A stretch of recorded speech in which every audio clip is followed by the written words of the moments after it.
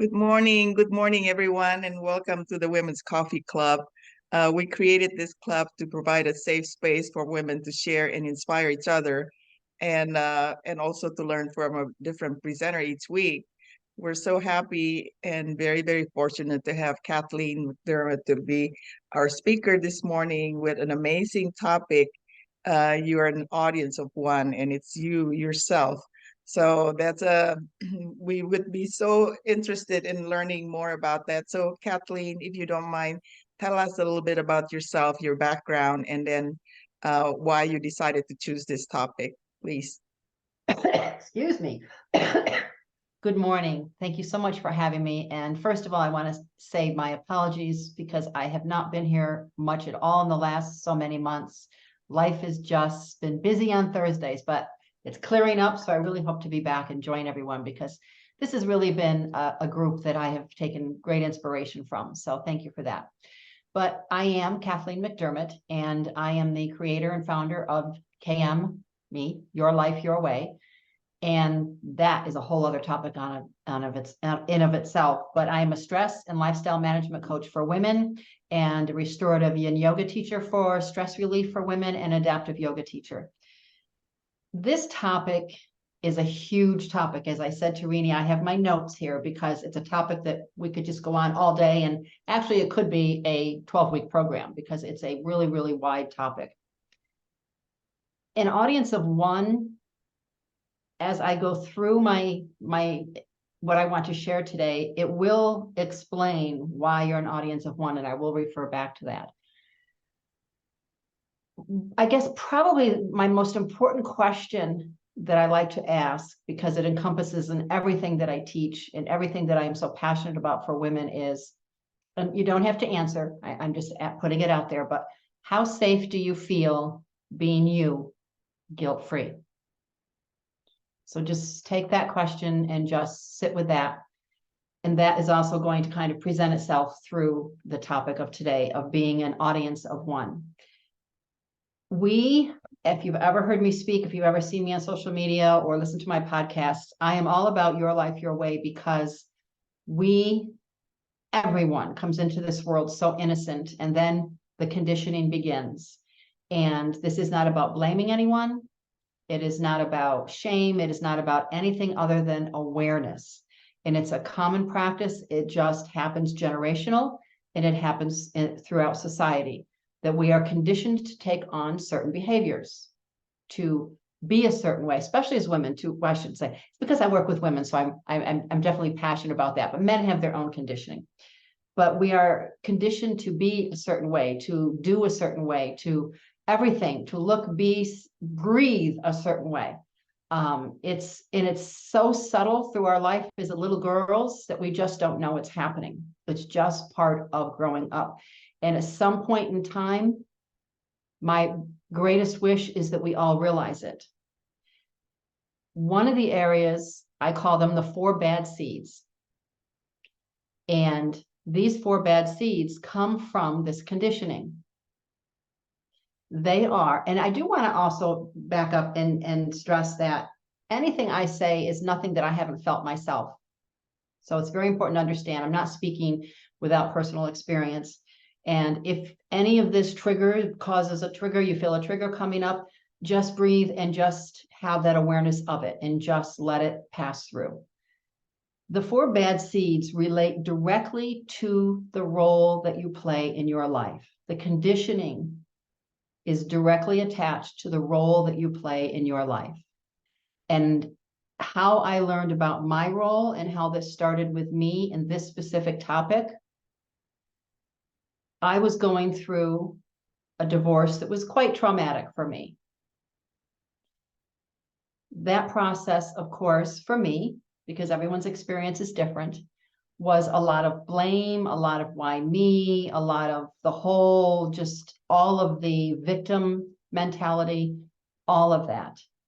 And it reached a point where there was a lot of darkness. And it also was a time to ask myself, do I want to stay in this darkness? I have 2 beautiful boys that have been watching everything. Do I want to stay in the darkness, or do I want to fight my way back? The number one question that I had to ask myself after that question, but this is the most important question, was and believe me, I didn't want to answer it, but I had to ask myself, what was my role in it all? And that question began to expand by, what is my role? What has my role been in all of my relationships? What has my role been in all of my experiences? And it began to really think, well, okay, I have to really look at myself. But then the really cool part about it is, and it's not that you're looking for excuses. I wasn't looking for excuses. I really began to get curious because I had to look back to see what had been happening in my life. And the 4 bad seeds show up in there. And one is worrying what other people think. Was never a real big fan of that one, and I'm still not. Also, people pleasing, taking things personally. That was a big one for me. And chasing perfection. All of these 4 bad seeds relate back to, you are your own most important audience, not everyone else. And if you are, if worrying what other people think, which is huge, my dad used to say, what will the neighbors think? My response was, well, let's just give them something to talk about, because while they're talking about us, they're going to give someone else a break.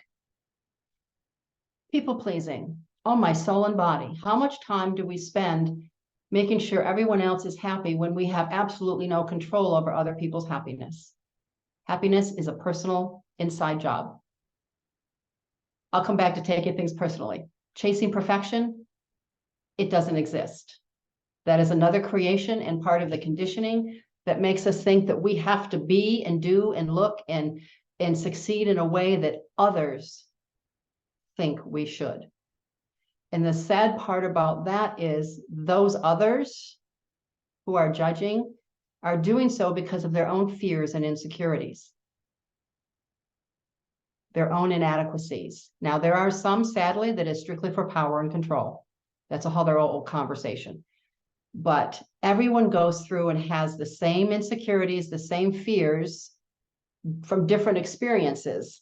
But it's easier to reflect those off onto others than it is to look within ourselves. So if you're people pleasing, you've now given yourself this wide audience of people that you have to answer to. But that's not what you were given this gift of life for. Worrying what other people think. Example, I've always seen that question that says, why can't I wear white after Labor Day? Well, yes, you can. You can wear whatever you want, whatever you want. But it comes back to that. Sounds so simple, but it's really a huge thought process. I have dear friends of mine that are not moving forward in their life because they're worried what other people will think. These 4 seeds are not a badge of honor. Worrying what other people think, people pleasing, taking things personally, chasing, these are not a badge of honor. They are sucking the life out of you, or if you are participating in any of these.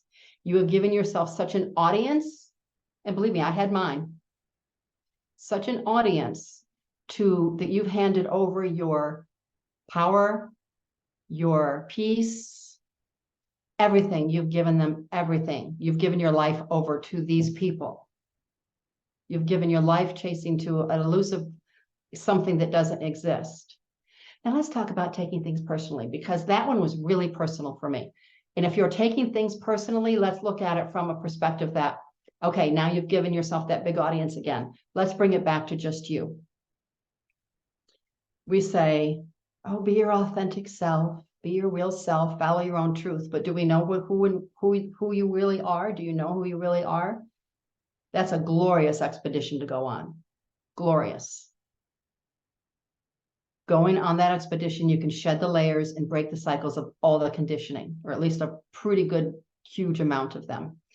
But if you're taking things personally, again, I had to ask myself, well, honestly, and I honestly did. I said, what do you mean it isn't all about me? Seriously, what do you mean it is not all about me? I honestly said that question. My best friend just laughed hysterically. But that's what I was thinking in my muck of feeling sorry for myself, that it was all about me, and it wasn't. And that was part of the huge journey, and probably the most freeing learning experience of my life, that it is not all about me. And if we are constantly getting my feelings hurt, or I'm offended, now we've made it all about us. That's a huge trigger part right there, because we have become, and that's what society turns us into, is we must take everything personally. It's not about you. It's not about me.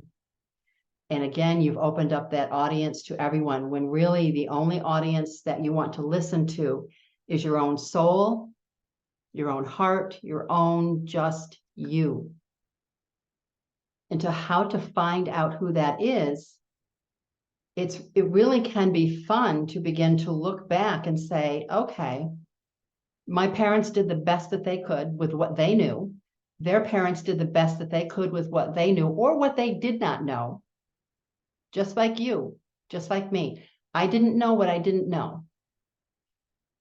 Once you know, then it's your responsibility to choose to remain or to grow, to expand. So once I began looking back, it began to create I began to see such a pattern through the generations. I mean, my grandparents, I can just see what was passing on through. In my marriage, I could see what I brought into my marriage. I could see what he brought into our marriage just from our parents alone. You know that saying? Have you ever heard it?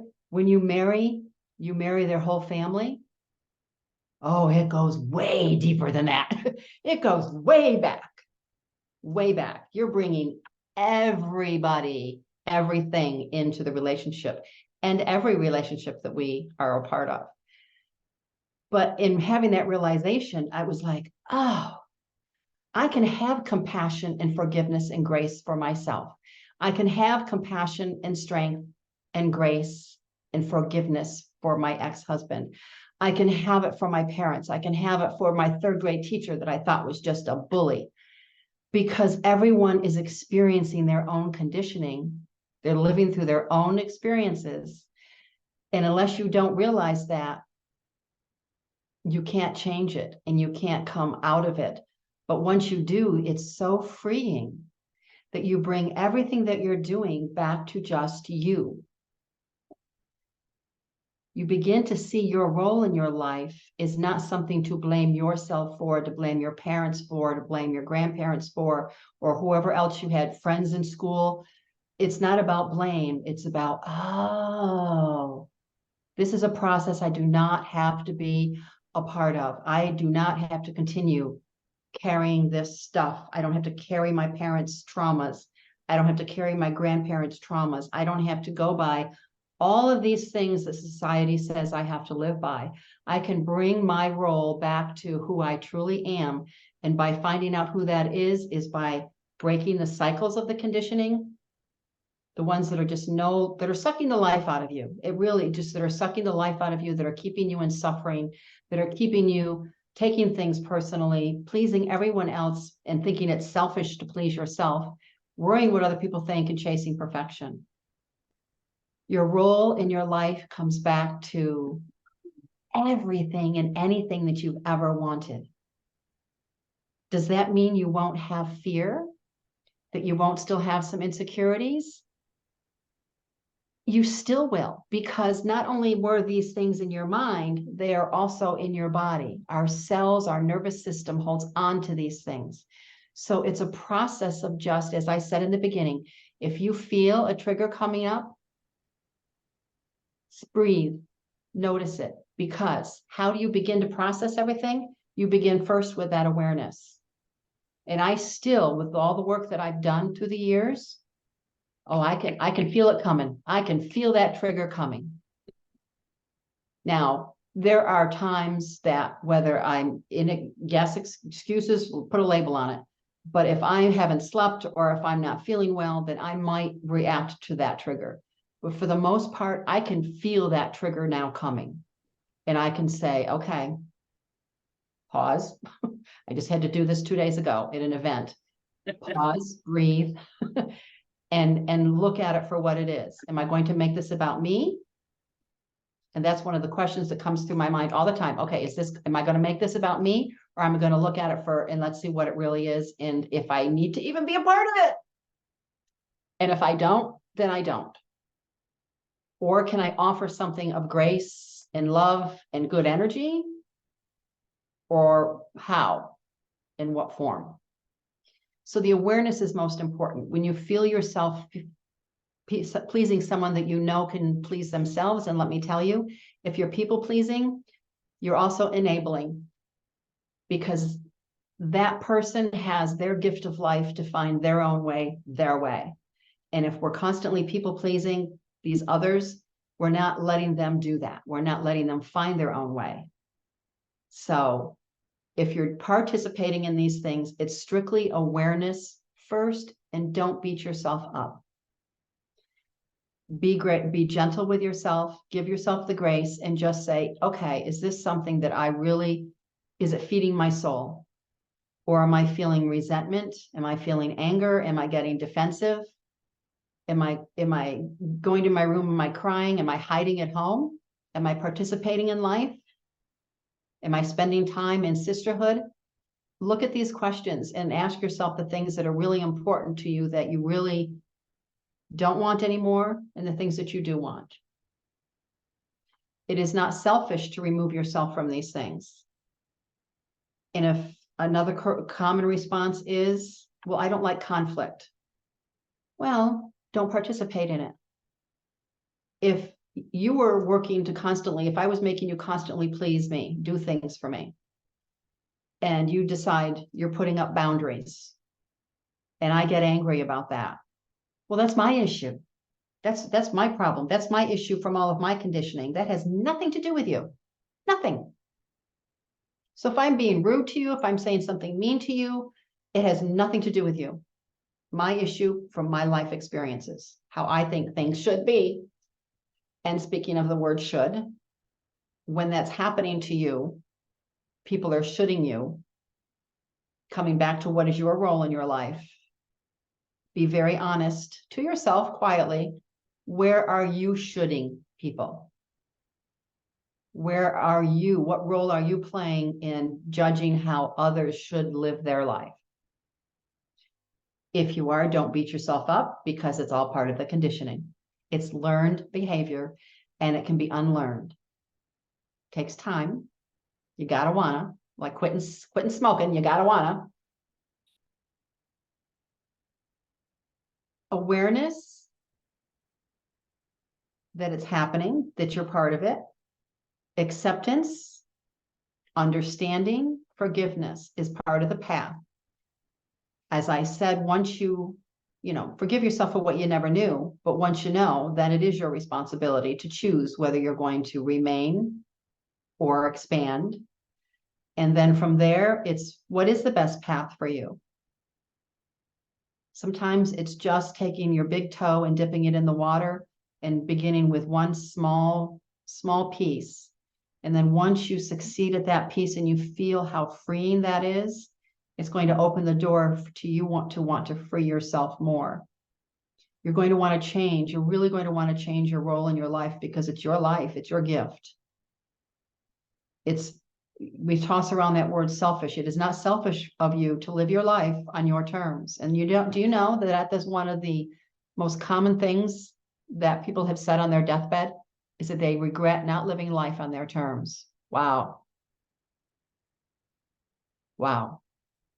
And the reason that is so common is because of the amount of conditioning that takes place. And like I said, our parents think they're doing the best that they can because they've been conditioned to understand and that this is the way things are supposed to be. I have someone who said to me, well, this is the way my mother did it. Well, wonderful. But how is that working for you? It's not disrespectful to your mother if you do things differently. She's still going to love you. I know, because mine's with me and I do things way different than she does, and she still loves me. So, it's just the mother thing that they gotta still love us. But bringing yourself back to, I don't like conflict. Don't participate in it. Don't take it on as yours. Every time we participate in something that someone else is throwing at us, now you're carrying it. Now you're carrying it. Don't you have enough of your own stuff? It gets pretty heavy. It gets to be exhausting. And it's, as I love to say, it's sucking the life out of you if you're in that place. You don't need to be in that place. We can come up with a million excuses. I think as women, we could win an Academy Award, #1, for all the stuff we create in our heads. And like I said in the beginning, I'm not saying anything I haven't done myself and experienced myself. But we can also, because of our ego and our fears, we can come up with excuses faster than you can turn the tap water on. And the excuses are just coming from fear. That's all. And the conditioning that your ego has gone through. I hope that the question that I asked in the beginning, how safe do you feel being you, guilt-free, is a question that you will take and really ask yourself that question over and over. Because I'm not talking in a physical and a safe walking the streets. I'm just talking literally being yourself. How safe do you feel being you? Absolutely guilt-free. And if you're around people that you don't feel safe with, being yourself, that's something to really look at. If you're participating in things, the 4 bad seeds, and you don't feel safe being yourself, it's time to really look at that, because this is your gift. It's your life. You should not go through it not feeling safe to be yourself. None of us should. And I'll be honest and say the one thing that I'm still desperately working on, and I love your pink hair. Love that. I will share a personal thing that I'm still working on. Years ago, and I'm talking years ago, my boys are 29, so probably 35 years ago, someone saw me for the first time without makeup on and laughed at me hysterically. Laughed at me. I still struggle to be in front of anyone without makeup, because that conditioning is now so ingrained, has been so ingrained in me. It takes time. There are so many things that I have shed, and I am so grateful for. Lessons that I'm still learning. It's always going to be a practice to be aware of what's coming up and what I want to keep and what I don't, what no longer serves me. That does not serve me, but I still have trouble letting it go. I hope one day I will, but it is a practice. I share that because I want you to not beat yourself up, that you think that it's just going to all go away. And if it doesn't go away quickly, you're failing, because it takes time. But let me tell you, the process is a joyous one. It really is. It really is, because once you shed that first layer or two, man, you are on fire. There is nothing you can't do. So be your own audience. Listen to yourself first. See yourself first. Put yourself first. Be aware of the role you're playing in all of your experiences and where did that come from. And remember to give yourself as much compassion and grace and love as you give to others. And I thank you so much. And I'm so proud I didn't get off on a tangent. I have my notes because I could go on all day. Thank you so much, Kathleen. That was so interesting, an interesting topic to me, because I do struggle with everything you said. But my question is, we're making all this assumption that people are judging us. We want to please people because we worried about what people think, and is chasing perfection and all of these. Do you, I mean, I realize you said that we need to change it, not to worry about what other people think, but is it is it coming from ourselves because of our own insecurity and our own fear because people may not be doing all this thing that we were thinking they were doing it.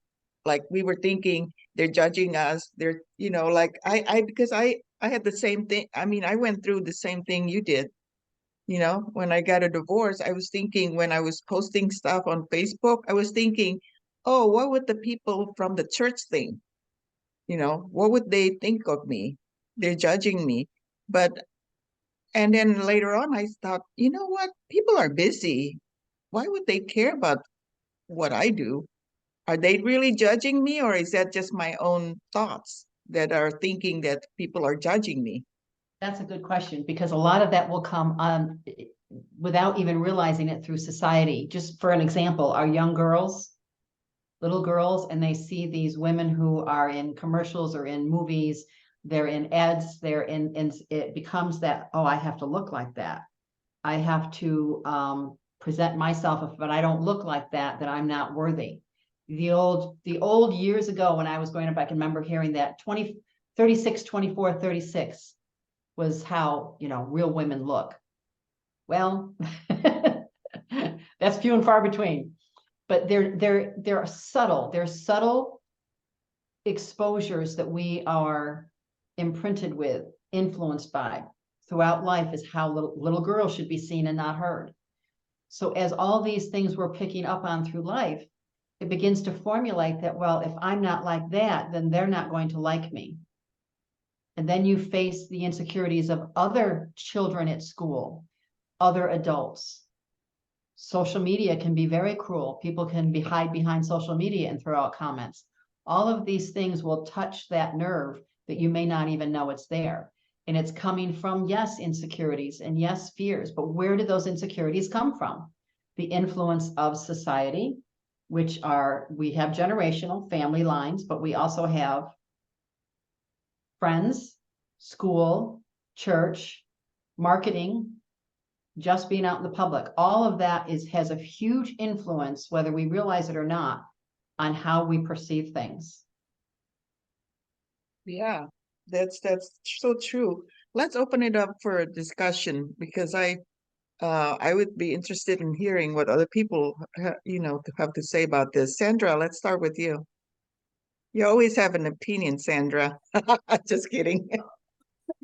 No, that's actually absolutely true. I listen and I go, I mean, Kathleen, your style just absolutely invites this conversation that's going on. You're talking, and once in a while I'm quiet, but my head's never quiet. I'm in conversation with everything you're saying, and it's beautiful. And we hang around here long enough, we're going to experience it all.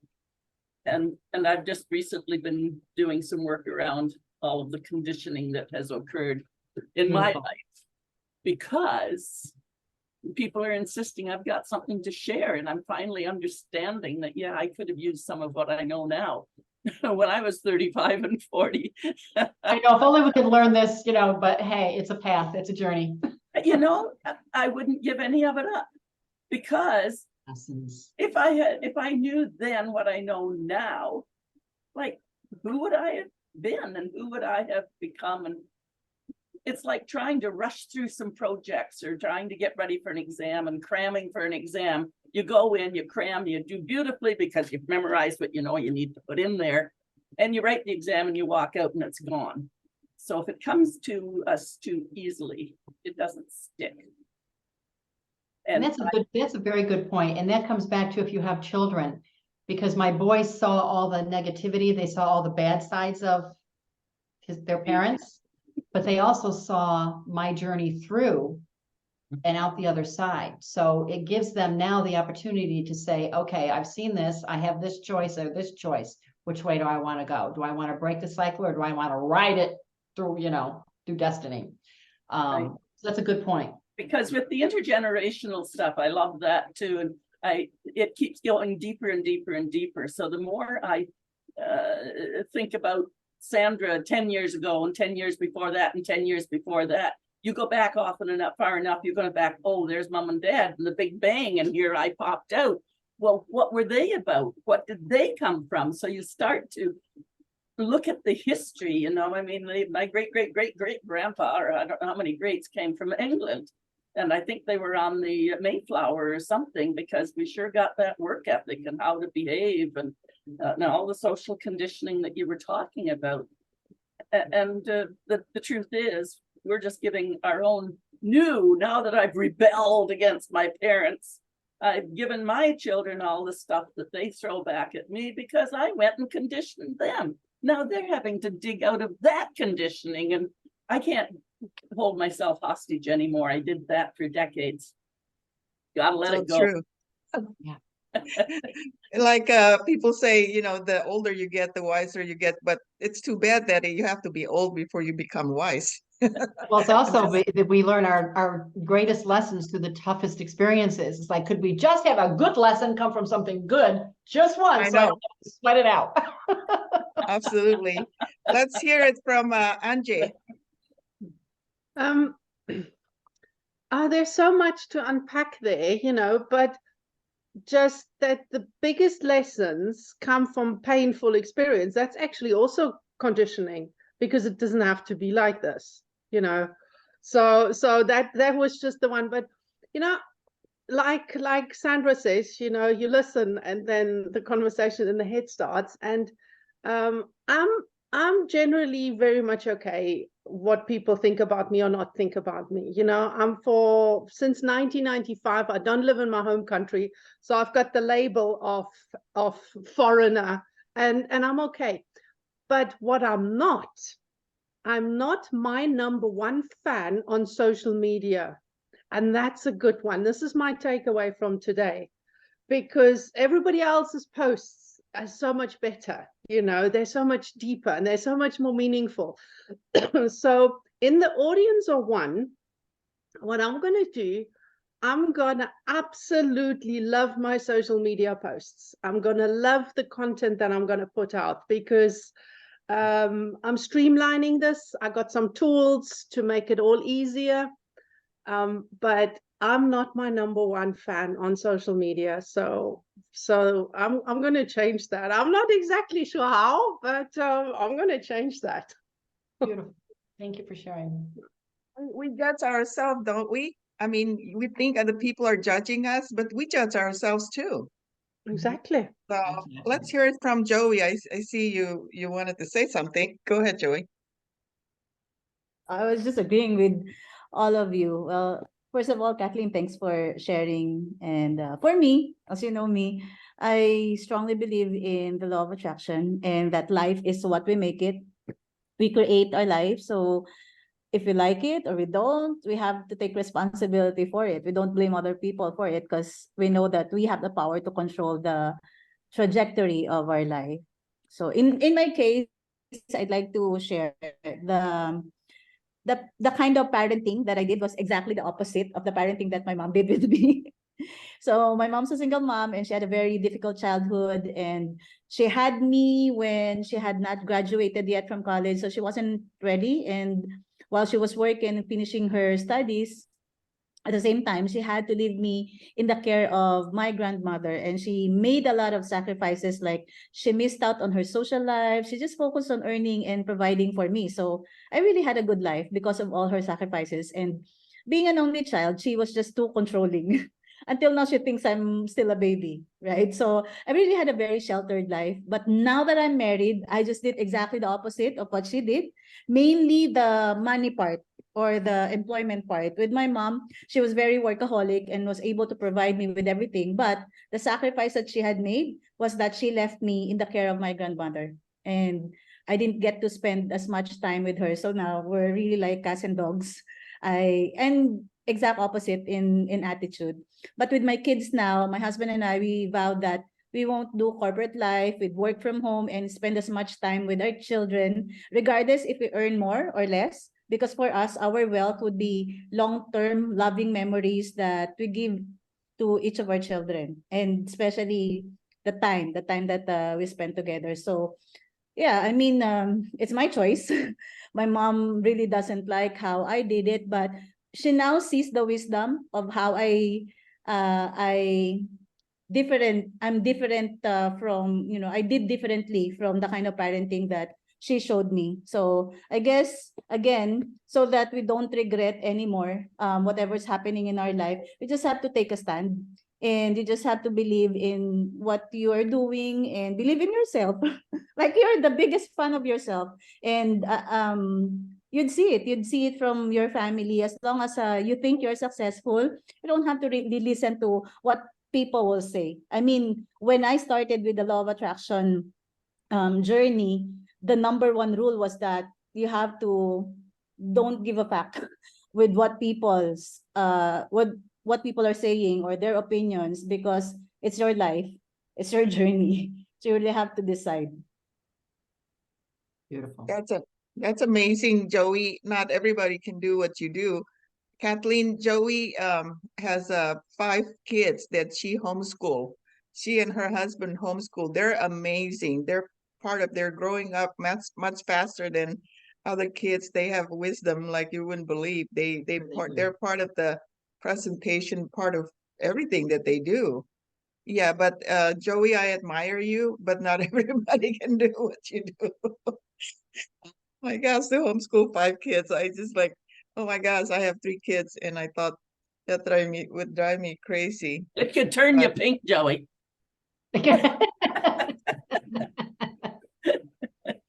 But that's amazing. That's true. When they say, why is my hair red? Because I'm high blood. The blood goes to the hair. Blood pressure. With my kids. But some of the beauty in what Joey is saying is what she's showing is her power as a woman. And that's what gets me so much on my soapbox, is because every single woman, we have so much power that we don't even realize.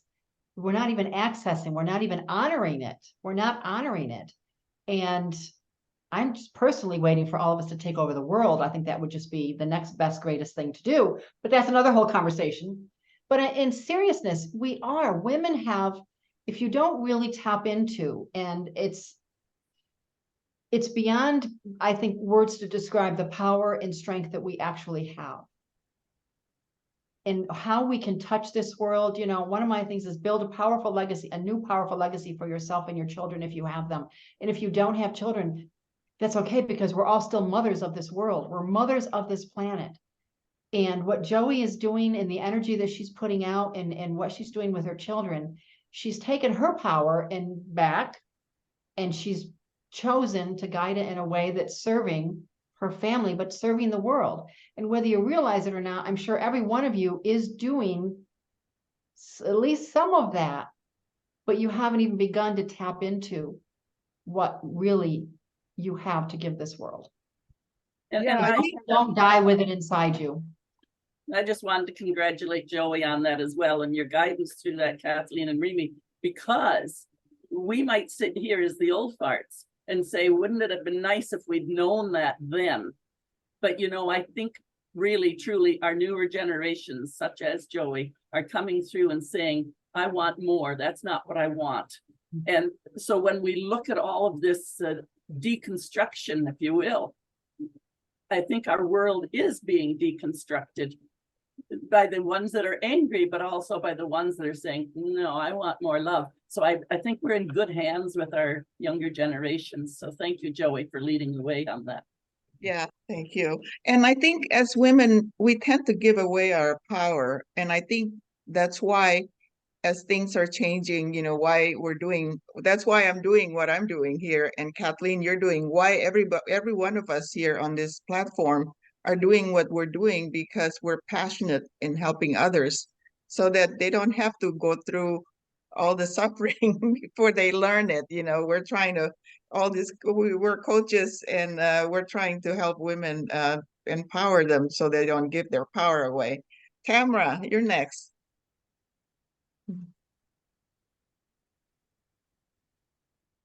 You're muted. Okay, go ahead. So I love this conversation. Thank you, Kathleen. What a great presentation. I took like 5 pages of notes. First of all, like you guys, we were talking about the power. The power is ours. Well, we know that we have that power when we're born. It's just bred out of us so that we can please the people around us. And depending on your age and how much you've let take your power depends on how far you have to go back to get it. I've noticed that for myself. But so much good stuff, because that's where I'm at. I'm like, I'm helping women overcome anxiety because we have this mess in our heads that we don't have any power. You know, where we have to please other people. We have to, you know, what was it? The 4 seeds. 4 bad seeds. Yeah, we have to, we feel like we have to do these things. And so I remember even being in this work, well, I've been in this work probably for 30 years. I've been like listening to or reading books and listening to different things. I even bought this like CD thing. It came to me the other day. I was like, oh, do you remember that I had the CD thing? It was like 50 CDs for self-help, you know, and that was like 30 years ago. And I was like, wow, I had almost forgotten about that. But I've been working with this stuff for such a long time, but our patterns really take control unless you're in a form of support. Then that support, like these groups here, help us to realize when we're falling back into our pattern rather than staying on the new path that we've created. Well said. Because we do fall back. You do take steps. Because we're surrounded still by all the people that are still, they're expecting your old pattern. So I remember when I first got with Brave Thinking Institute, and I went to church, and I was so excited, and I'm telling people at church about it. They're like, oh my God, that's of the devil. You know, that person is horrible. You know what she's done. And I was like, you know what? Where were you when I put a gun to my head? Where were you? And this is how I took my power back. Because those people that are making these comments, I know that they're stuck in themselves, but it doesn't have to be mine. Exactly. Exactly. Sorry, I didn't mean to go that deep in there. I don't share this out loud, but you're not alone. Well, and sometimes it takes the frying pan over the head. You know, my husband hadn't been doing this work, and when I take the time to start really working on me, it kind of sets him on a little bit of a spin. And I used to fall back like, oh my gosh, he's upset with me. I have to do this and that to please him, you know. And this time it's not like that. This time it's, you know what? He's got his own stuff, you know, and he's dealing with it the way that he knows how. And he's listening to me now instead of, you know, putting it behind, you know, oh, you don't know what you're talking about. But it goes back to the, you know, women are seen and not heard. You know, I've told him that for years. Oh, I don't do that. Oh, I don't do that. I'm like, yeah, you do. It's a subconscious thing, but he doesn't realize it. And so he's realizing it now because he's in that pit. And it just reminded me of Joseph in the pit. You know, he had to go through all these trials. David had to go through all these trials. Daniel had to go through all these trials before they realized that they're kings and we're queens. We just had to go through our trials too. So it's just like what Sandra was saying, like if it doesn't cause you to move out of your comfort zone, it's not going to stick. Well said. So go ahead. Sorry. It's just so this subject is such my passion, because I just want to help women get away from that tearing themselves down, pleasing everybody, being a doormat, and then they get themselves in a position where they just feel like they have no hope. So I just love to help women get out of that position. So yes, this is like this is my realm. I'll be right there with you talking all day. Like, thank you. Yeah. You know, the things that you're saying, and Angie said something that about the sign, or about oh gosh, how did you word it? That, but anyways, when I say this, it'll fit to what you said, Angie, that believe me, there were signs. Oh, I know, we'll learn the greatest lessons through the hardest times. Believe me, I could have learned those lessons. I was given the opportunity to learn those lessons with nice, gentle little signs that I refused to pay attention to. Right. I had to wait multiple times to get hit with a 2x4. So yes, Angie was right that we could, but people like me who tend to be Leos and half Italian and a little stubborn, don't tell me what to do. I got this. I had to learn the hard way by that 2x4. So the signs are there if we can just pick them up when they're first given to us gently. And I think we have, go ahead. I think a lot of that too is we're little babies born into the world, and our survival is the people around us. And so we hang on. Imagine ourselves in a flood and we hang on to a tree that we come to. We hang on, and it's so scary to start to let go, that it's no wonder that it takes us time. And it's okay, because that was our survival, but we have to look and see what survives today. And Tamara, the church is for the people that need church, and we all need it. I'm not a religious freak in any way, but church is where we need to go to get healing. And you're going to meet people who are there looking for something to hang on to when they're in that mode. So cut them some slack and just live your life. And even while you're there, they're going to start to say, oh, she didn't grow any horns. Maybe she's got something. You know, this reminds me of the social media thing when I first got divorced, and I was thinking, what would the people in the church thinking if they see me post this, post that? You know what? As I get older, finally I said, I'm an open book. I don't care what they think. I'm drinking a glass of wine. I'm taking pictures. This is for my memories. When I get old, when I can't remember anything else, I'll open my Facebook, then I'll know what I did. But you know, we worry so much about what other people think. Anyway, Lori, are you able to talk? She's driving. Do you want to say something, Lori, or I could skip Lori for now. Omeka, do you want to share something?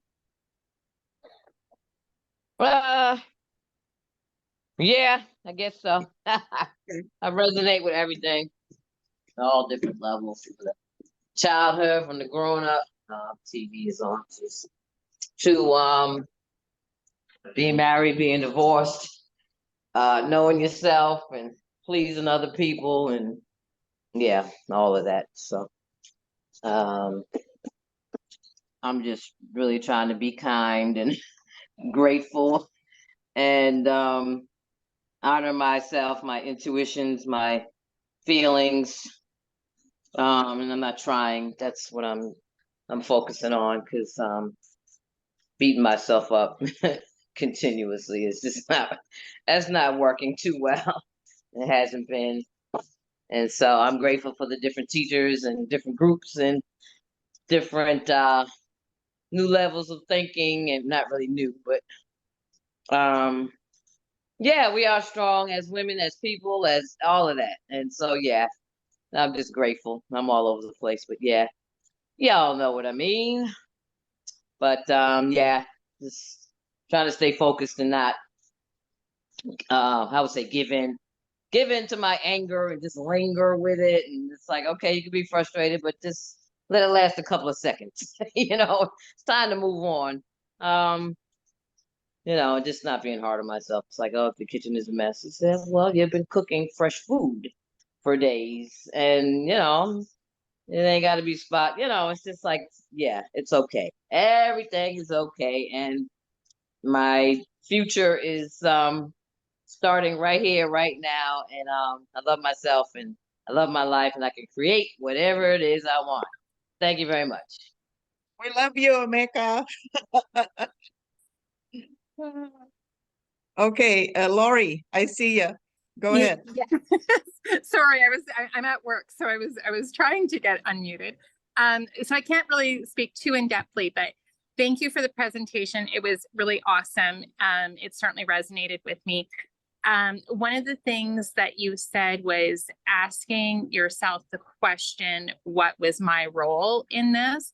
And that is greatness right there, because that is truly, if everybody could ask themselves that question in their situations, the world would just be a better place, because we would all be able to grow and self-assess. And then the other conversation about how, you grow up, in a certain way, and you watch your, and then, sometimes going into adulthood, you kind of bring that with you, and to try to, break away from that can sometimes be difficult. So I've done a lot of self-learning through that. So it was a great presentation. Thank you. Thank you. That's why we hang out with each other on this platform. To be hanging out with like-minded people, right? We support each other. That's awesome. Thank you. Faith, are you there? Can you speak? Faith, you want to say something? I am here. It takes me Okay, a go minute. ahead. I have one of those phones that the screen's all cracked up. Like they make them out of whatever they make them out of, not Boeing 747 plastic, but some kind of plastic where if you drop the phone, you got to replace it. Because, everybody has extra $1,000. But anyway, that's kind of a joke, but truth in there. I am the first base girl. I'm the girl trying to get to first base. I'm not here simply because I'm with like-minded people. I'm here to learn and evolve and be in with like-minded people, but I'm certainly by no means there. And so to have the courage to say what's different about my feeling and thinking, it takes some courage, I gotta say. First of all, I have not evolved to the place where what other people think does not bother me. I had a very abusive mom, and so I was trained to be a people pleaser. And frankly, it's taking a lot of work not to do that, because that's my default mode. And that's from training and also fear. Fear of not wanting to be hurt or punished. And adult people punish adult people as well. I mean, in the business world, if you don't please people or they decide they don't like you, they can blackball you and put you on the out. In sales, if people decide they don't like you, you cannot get your commission or your client or your pay. So I would love to be free, like a Buddhist monk or a nun, or win the lottery so I wouldn't ever have to please another friggin' human being for the rest of my life. But in the real world, and I haven't learned how to manage the spirituality and the actual realness, in the real world, what people think about you affects your bottom line. Does that mean that I want to change my morals or values? No, since I haven't been healing as fast as I'd like to. I'm thinking being authentic about my feelings and my thoughts probably has to come first before I can get to healing and forgiveness and change. So I've decided to, okay, time to be real with me. And I try to be real with other people, but honestly, sometimes I just keep my mouth shut. It hasn't been working, to try. I mean, when I observe, I'm like, okay, how can I observe people who are successful in life and getting what they want? And from observation, it seems like those who are most successful, they're not even the smartest or provide the best service, but they think they are the cat's pajamas. Now, how you get to that point where you think you're the cat's pajamas no matter what, and you're only serving you, maybe I'm not even approaching that, because that's not really 100% or even 75% who I want to be. I would like to be someone who serves me and also serves others. But maybe that might be my insecurity or my need to please people. But I don't particularly like people who only think about themselves. But nonetheless, a lot of them are very successful. So I would say the part where I'm having my biggest crossroads here is when, to me, when I think of people who only think about themselves and not others, they're not worried. If you're only thinking about yourself and how the world is according to you, you don't give a damn what anybody else thinks.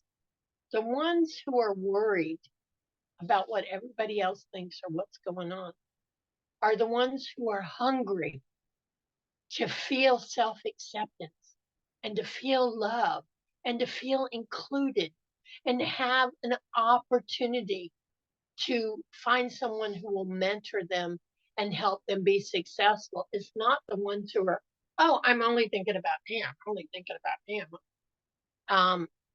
Finding the balance is part of the work. So I am just expressing how somebody trying to reach first base is looking at the world, or actually, you know what, I'm expressing how I see the world. And I want to heal, and I want to get to the place where I love myself and I feel strong about myself. And I Thank you. know a healthy way to interact with others. And that's it. Thank you, Faith, for sharing all that with us. We're running out of time, but I would like to give Kathleen and anyone else who wants to chime in on Faith's situation. Go ahead, Kathleen. First of all, thank you, Faith, for sharing. And you're right. It can be a long road, and it's actually a lifetime of practice. And I don't mean to say that for it to be discouraging, but every little step that you take is a win. So just remember to celebrate yourself. And when you're thinking about yourself and putting yourself first, just remember you're not being selfish. It's for your own right as the gift of life that you've been given, and it's for your own peace of mind and sanity sometimes, and your own health, to put yourself first. So thank you again for sharing. And I thank everybody for sharing. Thank you so much. We're running out of time here, but I really appreciate your participation and contribution to this platform. And I think that's why we're here. So next week will be Ruth Elizabeth, and she'll be talking about manifesting as the creator. So with that, thank you again, Kathleen, so much. What a great topic, and all of you. See you next week. Bye.